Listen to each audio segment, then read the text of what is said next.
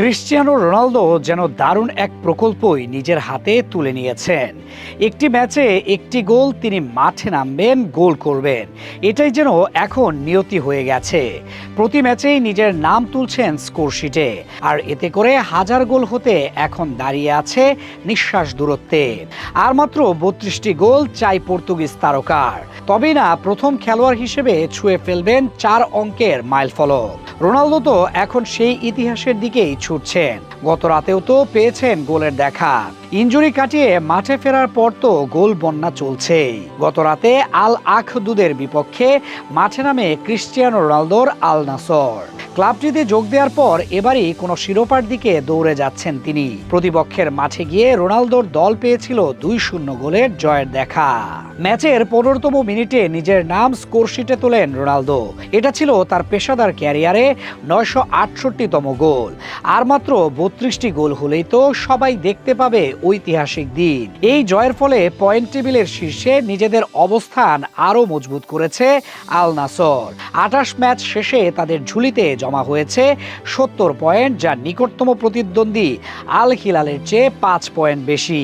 মৌসুমে এখনও বাকি রয়েছে 6টি ম্যাচ।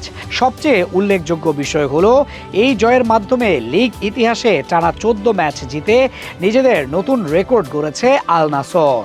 শিরোপার দৌড়ে এই সাফল্য নিঃসন্দেহে দলটির আত্মবিশ্বাসকে আরও এক ধাপ এগিয়ে দেবে।